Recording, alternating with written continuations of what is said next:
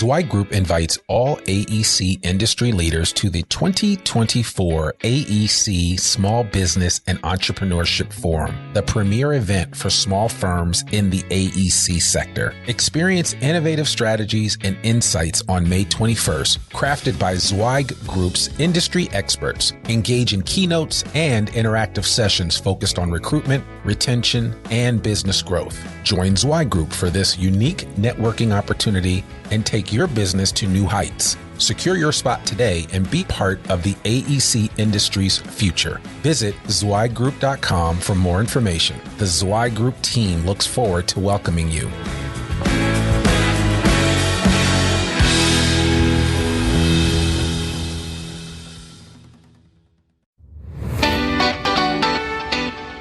Welcome to the Zweig Letter Podcast, putting architectural, engineering, planning, and environmental consulting advice and guidance in your ear. Zweig Group's team of experts have spent more than 3 decades elevating the industry by helping AEP and environmental consulting firms thrive.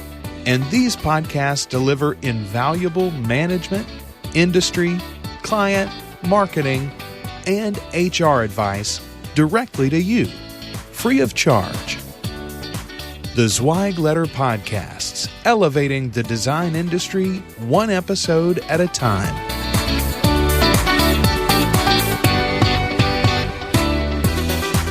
Hey folks, and welcome to another episode of the Zweig Letter Podcast. I'm your host, Randy Wilburn, and I'm excited to be here today because I've got Tony Hans, who is the Vice President with CMTA out of Louisville, Kentucky. And Tony, CMTA is an MEP firm that I have worked with in the past while at Zweig Group. They're a very, very successful firm in a lot of different ways that I think we're going to try to unpack on this particular podcast episode. But without further ado, Tony, it's really an honor to have you on the podcast today. Thank you so much. Randy, thanks. I've been looking forward to this. So Mark asked me to really jump on with you and to talk about CMTA. I told him no. He said, you have to do it. You have to get the story out there. And I said, I'm not doing it. He just convinced me. That's what Mark does. But so when I got your invite, really excited about it, looking forward to it. I am a lifelong listener. I will say that I fell off and because of the pandemic and things going on, I've refocused on those things and jumped back on and really enjoyed some of your recent podcasts. So these are great. And to get to be on here is fantastic. So thank you. No, it certainly is my pleasure. And like I said, I've always thought highly of your firm. You guys have won many awards at our Hot Firm events as well as at Elevate AEC. So, I mean, you guys are doing it right. And one of the things that I always like to do is to bring on firms that are a standard bearer for how design firms should be run, some of the best practices. So we want to get into that today and learn a little bit more about it. But, you know, I'd love for you to just kind of tell the audience who is Tony Hans, just a little bit about yourself before we get into CMTA, because that's going to be the highlight of the conversation. Well, I will tell you that, I've probably got my own unique story, but I think everybody at CMTA has their own unique story. I mean, we are nothing without our people. We have the best people in the industry, period, bar none. I'm the most proud of that. But we also, everybody's a product of their experiences. So, yeah, I could share mine and sort of talk through it.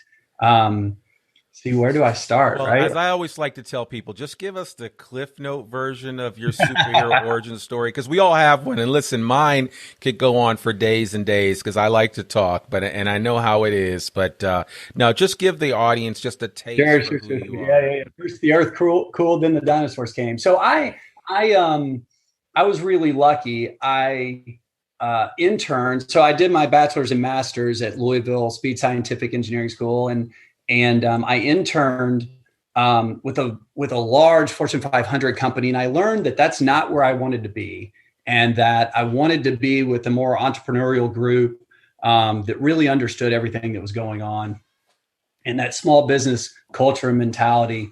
just struck me. And then I learned CAD in school, and I was doing my master's, and a friend of mine was a civil engineer and said, hey, we really need help. We have a lot of strong growth, and you finished all your internships. You want to make some money and work. So I was going to school full time and doing my master's full time, and both, because nobody needs sleep when they're that age. And I worked at a really small civil firm, and I learned so much about the consulting industry, through that, and laid out Walgreens parking lots all over the region. So that was fun. Walgreens was in a big boom, but I was really connected with the owner, and I was his right hand and doing whatever extra work he needed. And so I got to learn about running a company and running a small business.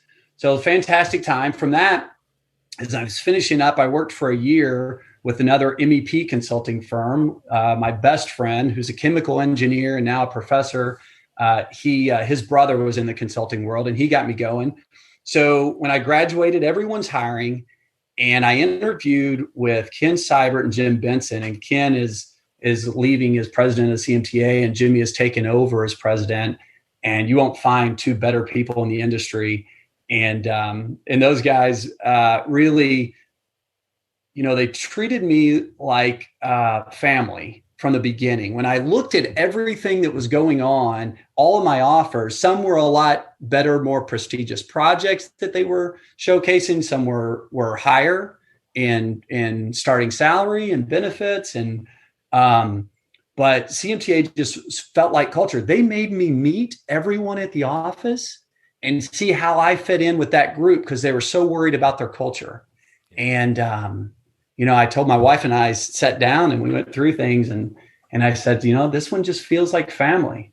And, how lucky I got with making the best decision of my life. From there, I got to work under Jim Benson. I worked with a guy by the name of Tim Morris, who was the president of our company. He's the M in CMTA. So I became a professional engineer early, and Tim was a professional engineer, and I got to work under him. And so I worked with those two, which was fantastic experience. Became a partner in 2003. And Ken, I was really leading a lot of our national projects, and Ken pulled me out maybe about 10 years ago and said, hey, I really want you to help lead growth for CMTA, and seeing what's differentiating us and what's really put us on the national spotlight. And he's let me select the best of our engineers and sort of bring them into my team and help us look at how we differentiate CMTA, how we grow our building sciences expertise, and how we really help architects win projects, and how we help owners achieve more, without going over budget. So I always say I get to have more fun than anyone, because I get to choose what projects I want to work on. But so we've been having a great time. No, that's awesome. Yeah. And all those, Ken is a great guy. I don't know Jim that well. I think we've met once or twice, and I know Tim personally. He's a really good guy, and we both have a lot of the same baseball interests. So, but no, you guys have really done it right for a long time. And since you kind of mentioned it, why don't we talk about just what separates CMTA from an MEP perspective when it comes to the building sciences, and how it's really important, and it's really driven home to everybody from the top down about innovation and going that extra mile to deliver a top-notch product. I'd love for you just to kind of unpack a little bit what it looks like and how CMT views building sciences. Yeah, it's interesting. Someone asked me, it was the head of facilities and construction management at Vanderbilt University one time. So I challenged his team. We had maybe 30 of them in the room, and I challenged them. I said, tell us your biggest problems, your biggest challenges, and let's just talk through that and see how we can really help you. And we're helping Vanderbilt in numerous ways. And he said to me, yes, but before we start on that, what's your biggest challenge? Right. And I said, well, I've got I've got 3 daughters, so that's my biggest challenge. But other than that, no, I've got 3 beautiful daughters that are each unique and fantastic in every way. But, going through them, it has been the highlight of my life. But I do think that everyone in the industry is using the same vernacular. Everybody's saying the same things. And so it's really hard to prove to an owner, to prove to an architect that you're different. And you have to live through that to develop that trust and to show that value. And CMTA has so many owners and so many architects that we just do all their work and we bring value and we're helping them accomplish the best of the best projects across the country. But that cycle, to design a project, have it built, and then it operate, that takes 3 years typically, sometimes, 4 to 5 on the big ones. And so, I'm too impatient. So our biggest challenge is in getting that. But we have a very unique approach to, looking at the built environment and looking at performance metrics. The industry has really evolved. And, for those who are still designing for certificates and certifications and those things, are missing it. The owner is much more educated and they're really looking for performance and the performance metrics of what they were promised. And, CMTA has built itself on having those projects that truly perform in the building sciences and to be able to accomplish that without spending more money. So that's where we've really excelled. It's in bringing those building sciences and to the project, providing leadership in how to approach the building sciences and improve them. So that is our building science leadership.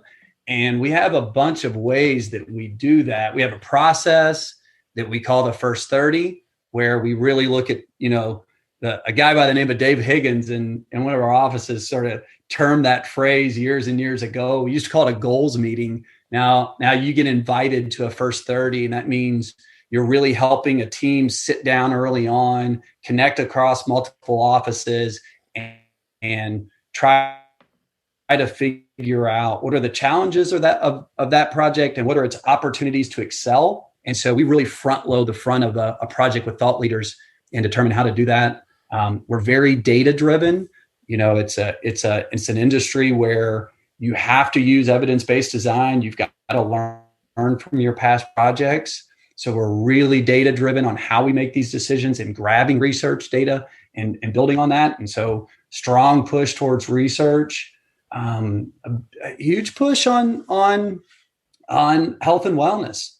So our last office building that we did for ourselves, we said, boy, the health and wellness components of this building really align with our vision and mission. If we can do something to improve the health and wellness of our employees, to affect their quality of life, why wouldn't we do that? And I think a lot of our owners are doing that. So we have really strong, well-certified projects. That takes years and years to do. So, and then, really, setting energy goals and achieving these innovations, our projects perform better than anyone else's. And I always say, I'm 6'4", so I always tell people you should select engineers, A, by height, and then B, by how well their projects perform, right? When the best indicator of ability is past performance. And so when given that challenge in the past, how well did the building perform? So the architectural, the AE industry, if someone asks they ask for proposals, they really, people send in pictures, right? And to an engineer, that's like asking how fast did you run the 40-yard dash and someone sending in a picture of the stadium. Right. Right. So we really like those performance metrics across energy, carbon, daylighting, CO2, air quality. We like tracking those metrics and improving them. And that's sort of the building sciences that drive us.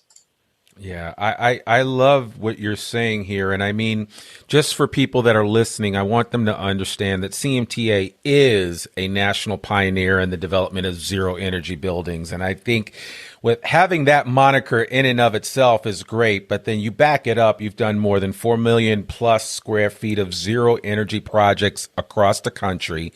And that has kind of obviously informed how you operate. But when creating a building that is so efficient, what are the biggest challenges that you face in doing that? And I guess meeting the mark every project, which to me seems like you've got variations. You've got climate variations to deal with in Virginia versus Connecticut and other parts of the country. So you have all these different variables.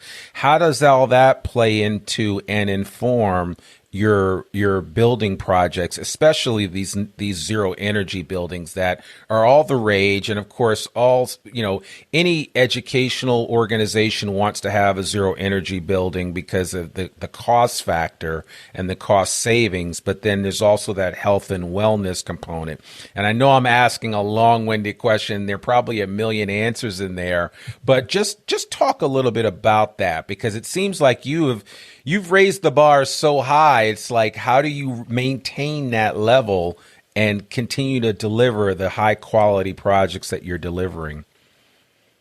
Yeah, well, I used to say that the majority of our zero energy projects didn't have an owner that wanted to go zero energy, but that's really shifting because zero energy is so affordable now, and it's becoming so much more commonplace because people are seeing example projects and they're saying, okay, why can't I do that as well? And so they're writing that into standards. And so, that's one of the first things I advise owners. And this is in the Advanced Energy Design Guideline. I mostly authored chapters 2 and 3 for the Advanced Energy Design Guideline for new office buildings going zero energy for ASHRAE and USGBC, AIA, and all the groups that went together on that. But you can achieve high performance within budget, and that's one of the biggest challenges. You asked, what's that biggest challenge? How are you doing that? And so we had a new zero energy project in the National Capitals region. So we've got almost 1.5 million square feet of zero energy buildings in that region. And we started on a new one not too long ago, and a construction manager came in and immediately showed that the project was 30% over budget. And as part of that, the MEP was 30% over budget. And we said, well, why is that? And they said, well, with this project going zero energy, here's all the components. And I said, well, we haven't gone down the procurement path on the renewables yet. So let's strike that from the equation. That's probably 1% to 2% of the project budget, but let's pull that out. And now let's just talk about the high performance components. And there was such a stigma that the zero energy pieces and the high performance cost so much more because that's what they had seen of zero energy projects in the region. And so we know that if we can get the team to create a better study, a better conceptual design, to really look at passive designs. We have a zero energy 6.3, right? Like in terms of a process that we go through. But if we can do all these things and create a better mousetrap, because there's more modeling, there's more collaboration, it's a better iterative process. Then together we're creating a better, tighter envelope. We're right sizing the HVAC and lighting systems. We're getting better building operations. Well, what happens is you do more with less. And you're able to achieve that in budget and often under budget. So, we ended up taking the last 6 or 8 projects in the region, grabbing pay apps from those projects, showing them to the construction manager. And we built this, we've got a pretty strong database of costing, and we just showcased this costing data. And they said, oh, well, okay, we'll use this as a VE process and we'll just cut that 30%. And now everything's in budget on the MEP side. Let's move on forward. So a lot of times it's showing those proven metrics to help, get there for it. But we're lucky enough with with ASHRAE to be asked to sit on the Advanced Energy Design Guideline committees for both K-12 educational buildings and then for office buildings, and really write the cookbook of how to create a zero energy building within budget. And then, we try to track everything. It's hard to do, but we're actually just surpassing 5 million square feet of zero energy spaces. We have a couple confidential projects that we can't talk about, but we will.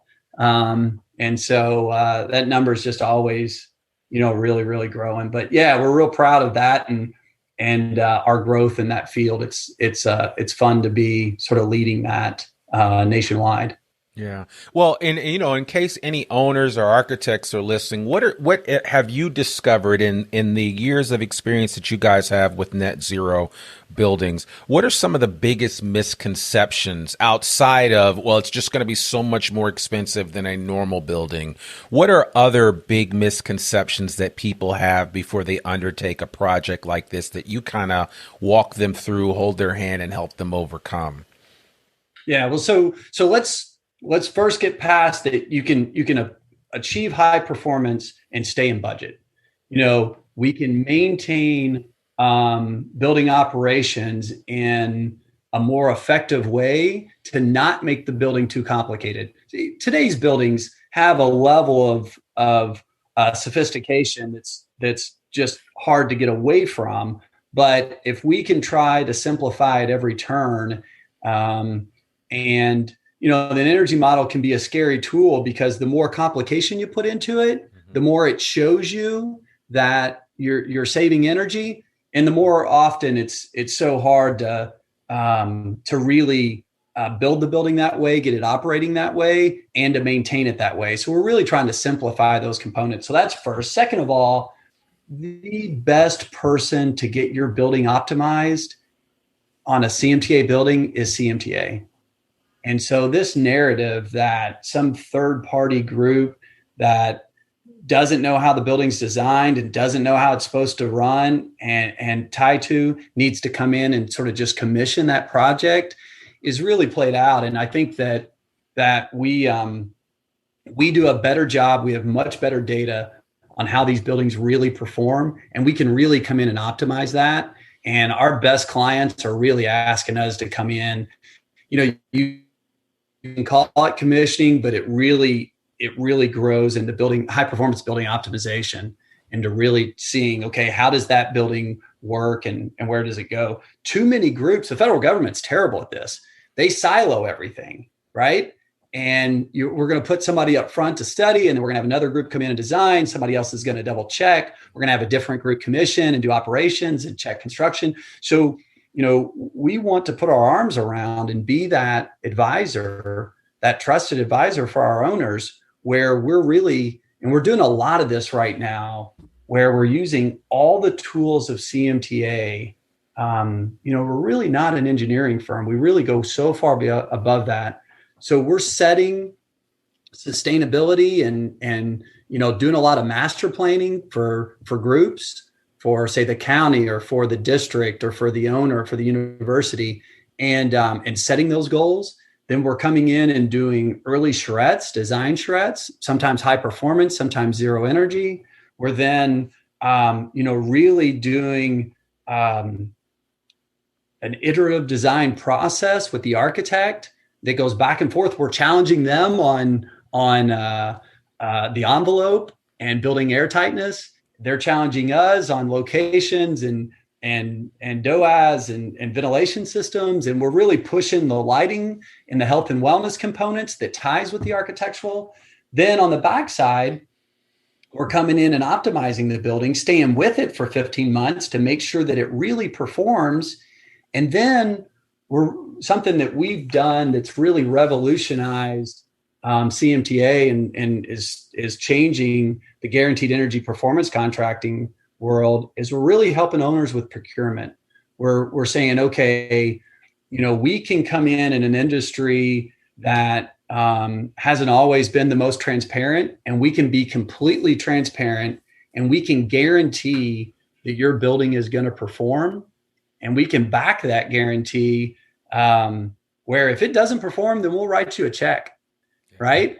And so we have owners that are saving millions of dollars a year. And if that building doesn't perform, CMTA funds that difference because we know that we can get that building to perform to that. So now we're creating budget where there isn't one.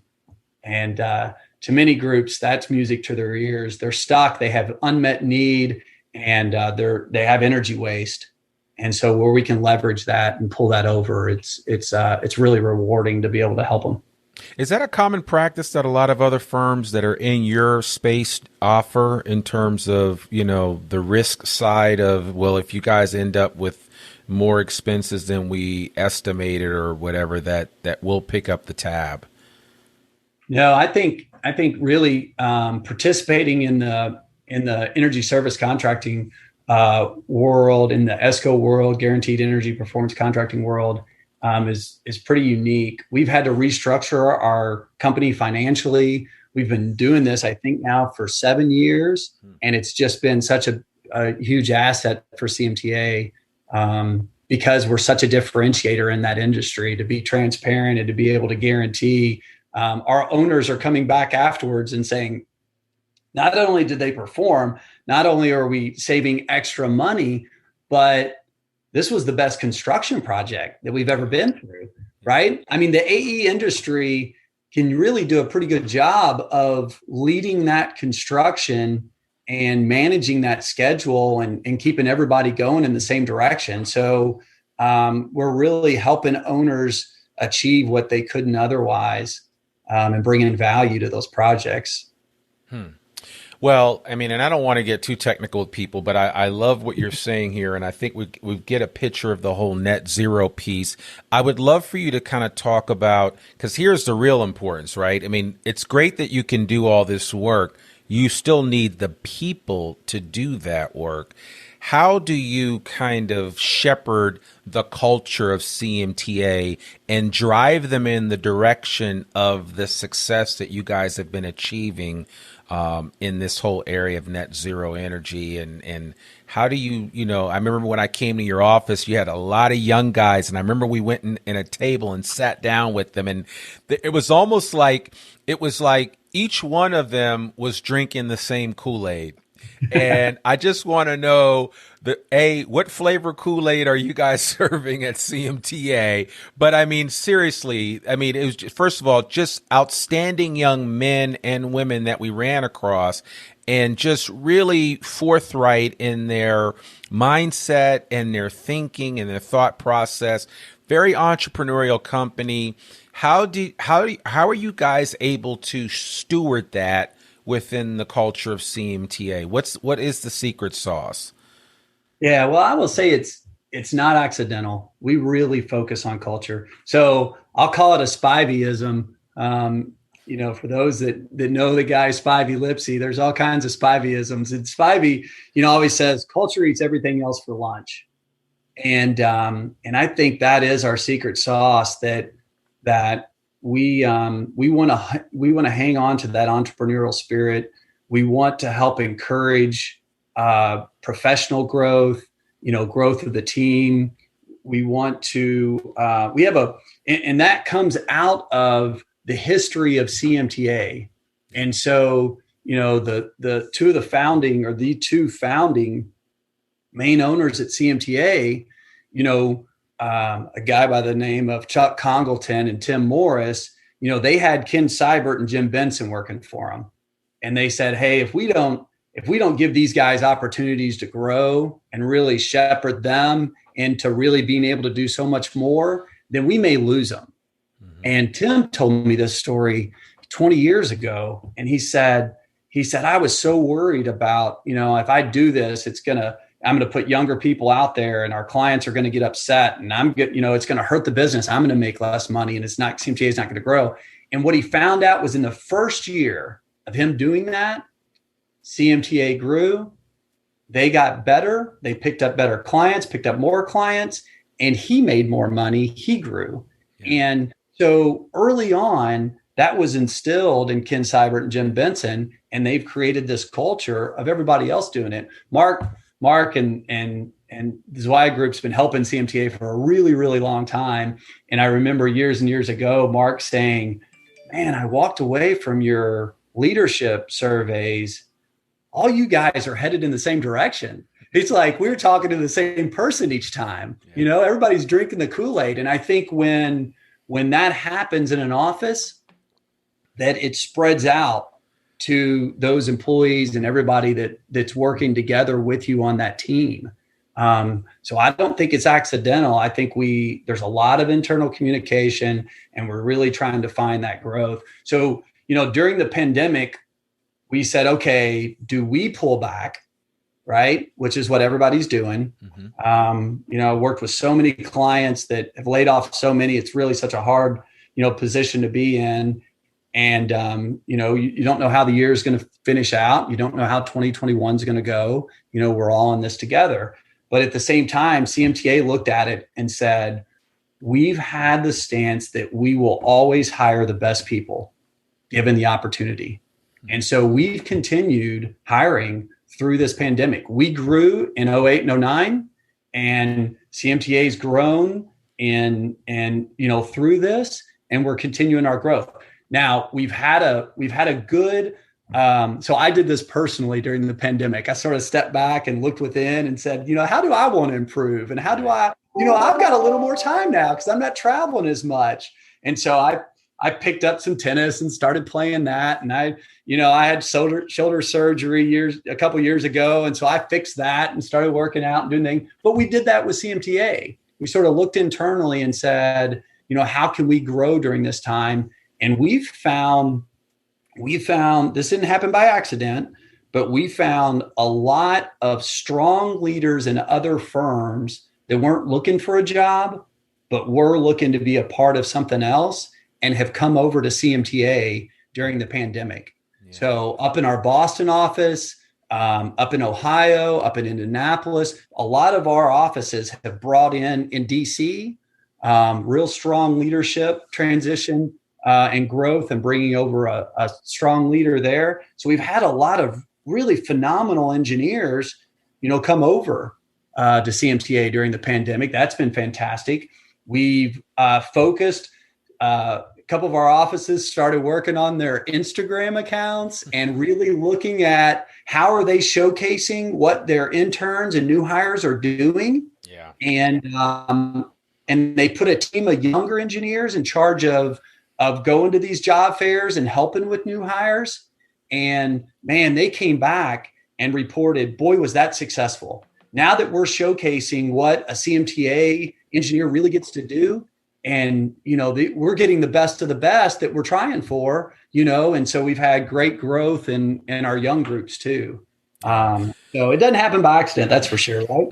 No, it certainly doesn't. And I want to applaud you guys for your approach to it, because I think one of my other takeaways was that, again, you are not, in a lot of firms, and this, but you've been around the industry for a while, but a lot of firms, when young people come into their organization, it's kind of just, be seen, not heard, and just kind of sit back in the back of the class, and we'll get to you eventually.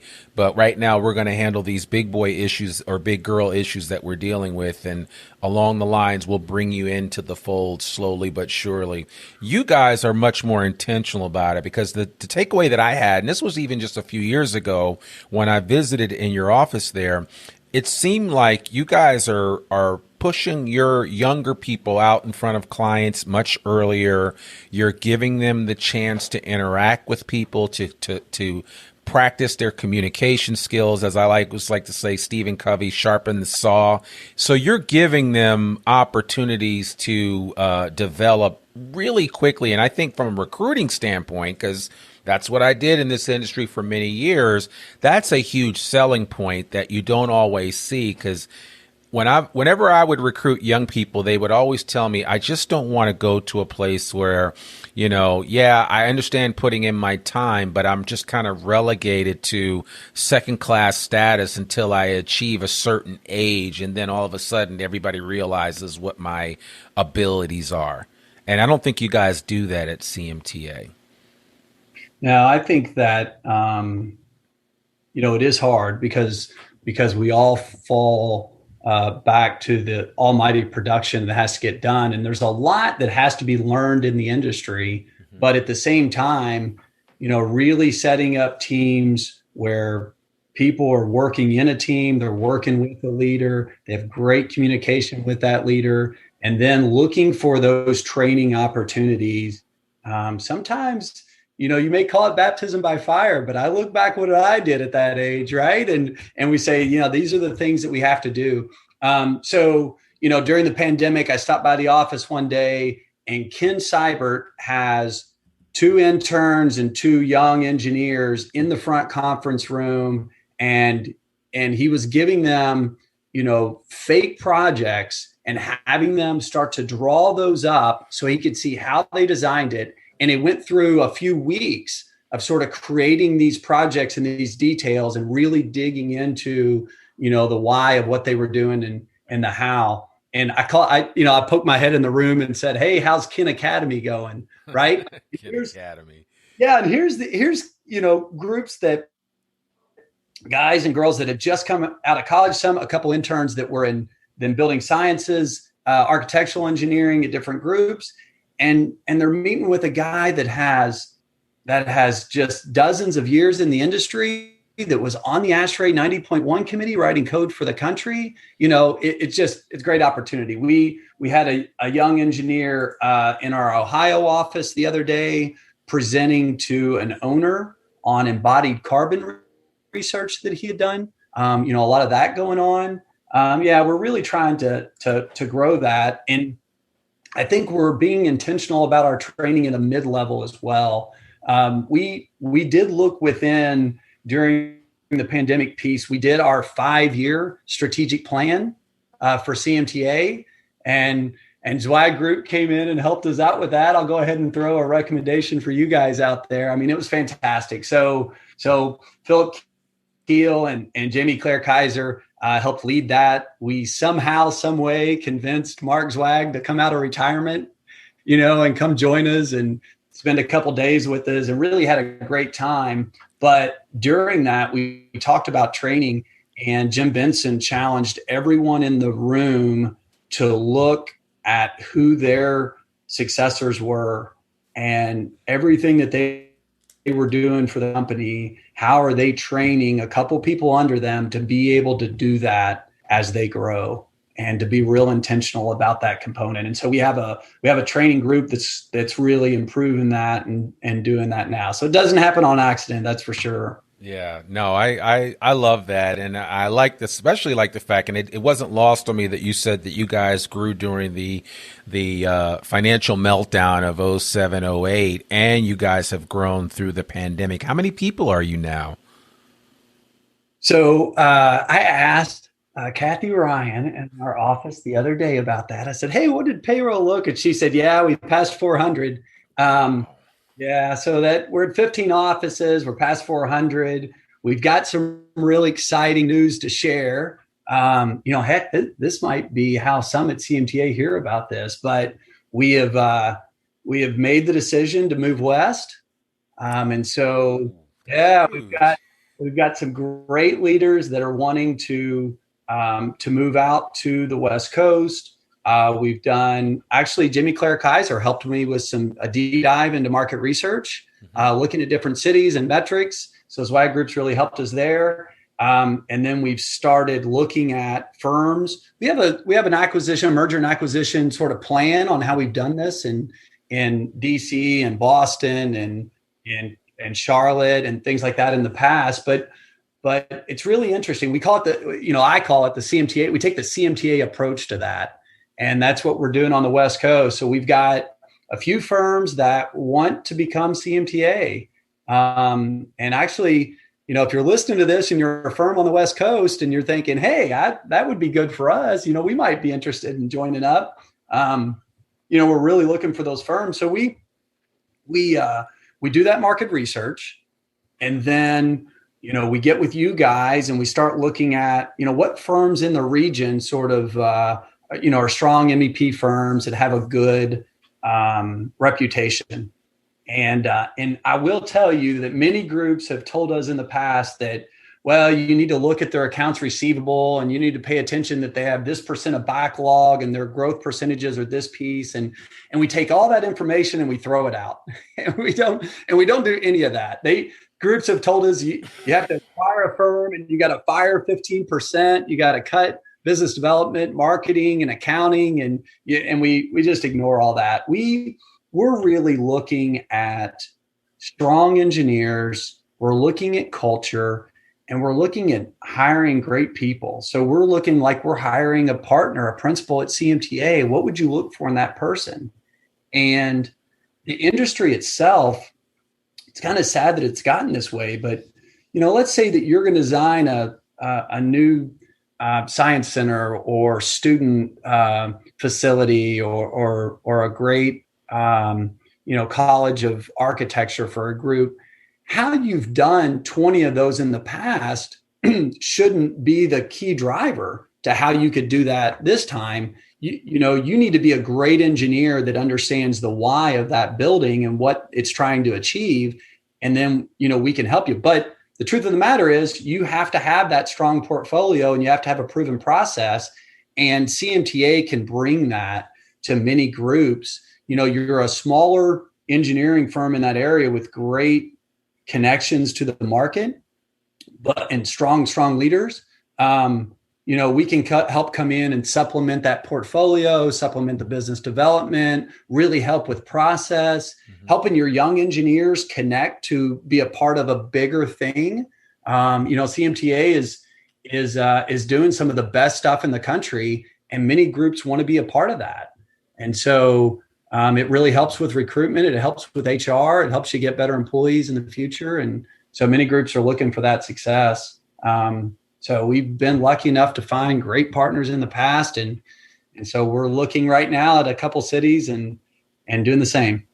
Yeah, I mean, even when I was at Zweig, I remember you guys were always on the hunt for a new opportunity. There was always an opportunity out there, and I would remember Jamie Claire talking about, I'm always keeping my eyes peeled for somebody that might be appropriate for CMTA from an acquisition standpoint. So I think that growth through acquisition definitely works, and I mean, you guys in terms of revenue per employee is really high, and you guys are really successful, and you're doing some pretty interesting things. As we kind of wrap this up, because we've talked so much about all the different things that CMTA is doing, what are you hopeful for the future, right? Because I mean, even though you're experiencing all this super success, and a lot of it you're experiencing during the pandemic, and you haven't skipped a beat, as I like to say, what are you thinking about moving forward? So forward thinking, because I think it's every time I bring on a design professional leader, I always like to ask them, to look into the tea leaves and what is your pronouncement for where you think things are going to go from your perspective. Yeah, that's a great question.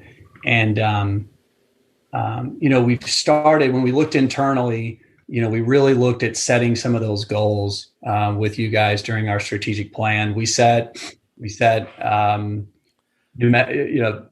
profit, overhead and profit goals, or in terms of growth goals, on revenue goals, I should say. We set revenue goals for the next 5 years. We set HR goals that help us accomplish those components. We looked at merger and acquisition goals. We call it slow, steady growth.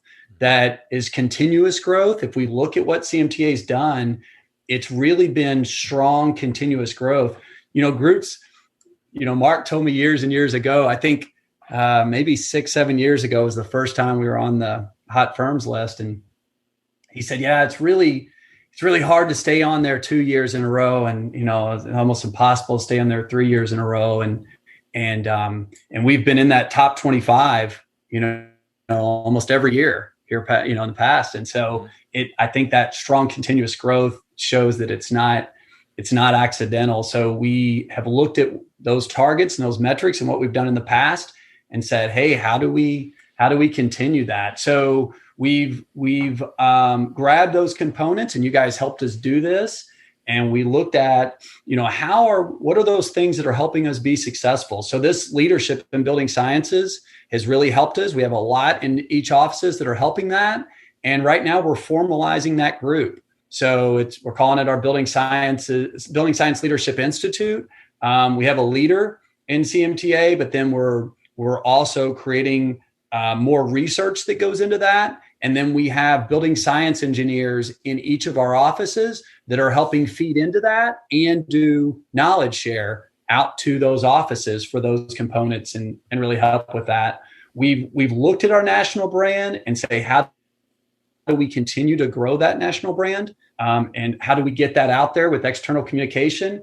And then we've also said, okay, how do we really help on the internal communication? What are we doing with those components internally? We've focused on the leadership development. And then my favorite piece is CMTA has been built on data. And so during the pandemic, we had hired a database manager, right? Like what MEP firm does that? But we just went and did it. That's part of the fun of being CMTA, right? So there's no reason to hit the brake, right? So you just hit the gas. And so we hired a database manager. We really did a deep dive into some SQL database options. We chose a platform. We've gathered up this data that we've been holding on to and creating over years and years, and we've expanded that into these building science metrics. And then we're feeding that into a database. So any of our employees here soon will be able to remotely pull up on their phone and say, oh, how is this building performing? What's it doing live right now? Or what's our best performing hospital? Or what's our best, what are the metrics for indoor air quality on some of our new elementary schools? Yeah. How is that really tied to? And so we're trying to take all these things and database them and get them remotely accessible so that we can use them to help prove a lot of our owners, they know, okay, what's my building doing right now? How's that working? And that's what they've come to expect. So we like being transparent and getting that data out there. And so that's been a strong, fun growth for us. And then we're looking at new service lines. We're doing a ton of renewable work. Owners are struggling at being able to really, truly grab renewables and incorporate them into their project. And CMTA has been really strong at being able to do that. We're not risk adverse, and we see where we can really help an owner and bring value. So we're looking at P3 strategies. We're looking at power purchase agreement components, and we're really helping a lot with groups in the energy service side and the procurement of renewables, and how does CMTA really get that to you and make it a part of your project. So I think that's sort of an underlier into the client experience. And so we're developing that client experience overall and saying, okay, how do we create accountability? How do we help an owner really say, what are those desired results? And at the end of the project, hey, how'd we do? What'd that look like? Was that fun? Was that what you expected? And how did we do on those metrics? So I know that's a lot, but yeah, no, I love that. That's good. Yeah, we like having a lot going on. Yeah, no, it is. I mean, there's nothing wrong with that. So I appreciate you sharing that. And it's interesting just to kind of hear how you guys are leveraging data and some of the different things that you're doing. And I think that's the thing that I think this pandemic has allowed is time for thinking and reflection. I always tell people, if you read Napoleon Hill's book, Think and Grow Rich, the rich doesn't come before you think, right? It's think and then grow rich. And I think we don't do enough thinking. We only focus on the rich part of it, or the part where we get remunerated for something. And there needs to be more thinking, and we don't do enough of that. And it sounds like you guys and everybody on your team there at CMTA is really thinking through things and kind of coming up with different ways to offer your service at a much higher level than even some of the competitors. And so, again, I want to really applaud you guys for that. And folks, for those of you that aren't familiar with CMTA, definitely check them out. If people want to reach you, Tony, what's the best way for them to reach out and chat with you? Yeah. So Tony at CMTA.com. Couldn't be easier than that, right? And so I think that's an easy way to do it. Call my cell phone, 502-396-6236. But, we're always trying to, really look at how we bring value, how we help our owners. I will tell you that, man, we're in the best industry in the world. Not only is this the largest industry, the vertical building market, but we get to work with our clients at a time where they're trying to achieve something great, and they've worked so hard to get financing to pull it through. They have their goals, and us taking the opportunity to really make it a great experience, to really dive down into it and find the creative ways to help them reach their goals that other people say they can't because of budget limitations or whatever, and really surpassing that and delivering on it. If you're not having fun in this industry, you're missing a good opportunity. Oh, and how? And, it's funny because I'm glad you mentioned that, because I work with some other firms, and the firm leaders that are having fun at their job, it seems to trickle down to everybody. The other places where the firm leaders are very stoic and kind of stuffed shirt, it doesn't always trickle down. I mean, being really stoic and kind of stiff is not a trickle down type of thing. So I certainly encourage you guys to keep that up, because that is a game changer. And if you can maintain that type of momentum from a leadership perspective or a thought leadership perspective, that it works its way down to everybody else in the organization. So you're the 5 people you spend your most time with have the biggest influence on your life and who you are and the quality of person you are, more than anybody else. And I will tell you, the leadership at CMTA, they're some of my best friends, unbelievable, high quality people. And we have a lot of fun together. We vacation a lot together, and we work hard, play hard. But I do see that through a lot of other people at CMTA too. I mean, I encourage people to, develop those relationships with the people that they're really tied to and working with. And so I think that's important. I think it drives down to who you are as a person. And we're looking for the best of the best. We always are. And I will say the head of our DC region, who's helping run the office in Richmond, it was so funny. He came over to CMTA and he called us about an architect wanting to get him out to look at a project and doing this. And he said, I really want to, pull these 2 people in and use this opportunity and do this and do that. But man, this project's just going to lose money if I do that. And we said, well, why are you looking at it that way? If you're trying to make a decision on what's best for that project and what's best for your office and what you're doing, and you're running a spreadsheet to calculate that, then that's a bad decision. Yeah. We're never going to manage off a spreadsheet. We're looking at what's the best for that client. How does it really enhance that project and grow? And he said, man, I've never worked for a company that did it that way. And I love it. And that client, really told him at the end of the project, wow, you brought all these younger people in, but you stayed with it, and they grew and we grew, and the project accomplished so much more. And, and he developed a better client out of it. And I think that example maybe speaks a little bit to the culture and success of CMTA. We're nothing without our people. Something Jim Benson, president, always says, we're nothing without our people. And that's what defines our success.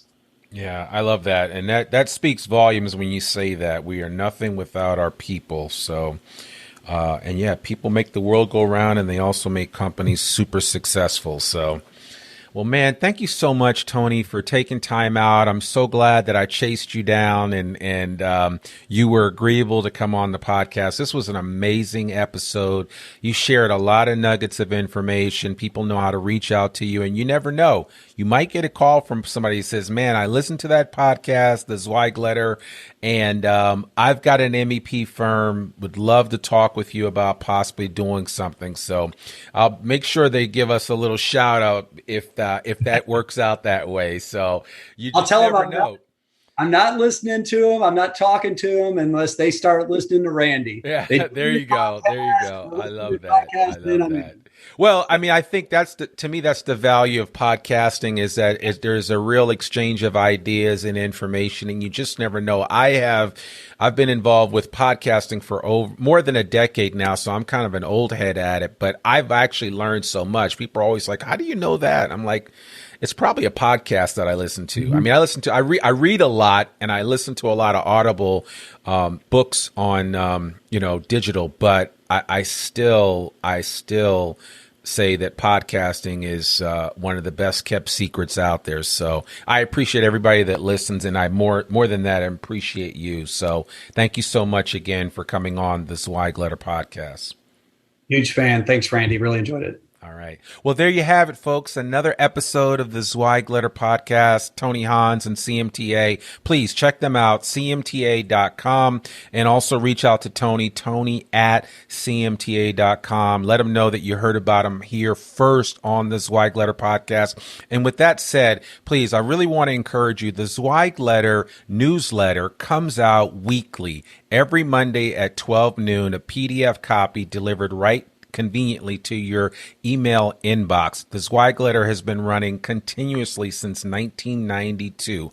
Mark still writes a weekly article. So many other people, Christy Zweig Niehaus, Jamie Claire Kaiser, Chad Kleinens, Chad Coldiron, everybody, Will Swearingen, everybody on the Zweig team, all of the professionals that really move things forward for design firms are sharing their knowledge, sharing their experiences with people like Tony on a regular basis within the confines of the Zweig Letter. So I really want to encourage you to subscribe. And the best thing about it is it's free. Just go to thezweigletter.com, or you can also visit zweiggroup.com, and there's a little link there for you to sign up and get a free subscription. You can subscribe your firm to it. You can put everybody on there. It used to cost money. I mean, there was a time in a day when the Zweig Letter was a specific profit center for Zweig Group, but no longer. It is just free. Information is out there and available to you, and there's no reason why you shouldn't take us up on this offer. So I really want to encourage you to do that. Lastly, my last favor, please rate and review this podcast wherever you listen to it, especially if you listen to it on Apple Podcasts. I'd love for you to rate and review the podcast. Give us 5 stars. Let us know what you think. And if you don't like it, tell us why so that we can continue to improve. We like to take the Kaizen approach to podcasting with continuous iterative improvement on what we do. And I hope that this particular episode is no exception. So that's all I have for you today. I will see you really soon. As always, the Zweig Letter podcast comes out every other Thursday. So once you sign up for it and whatever portal you use, you'll get it. You'll see it come out every 2 weeks, and we have amazing people like Tony Hans on. So that's it for today. I'm Randy Wilburn, your host, and I will see you soon. Peace. Thanks for tuning in to the Zweig Letter podcast. We hope that you can be part of elevating the industry and that you can apply our advice and information to your daily professional life. For a free digital subscription to the Zweig Letter, please visit thezweigletter.com/subscribe to gain more wisdom and inspiration, in addition to information about leadership, finance, HR, and marketing your firm. Subscribe today.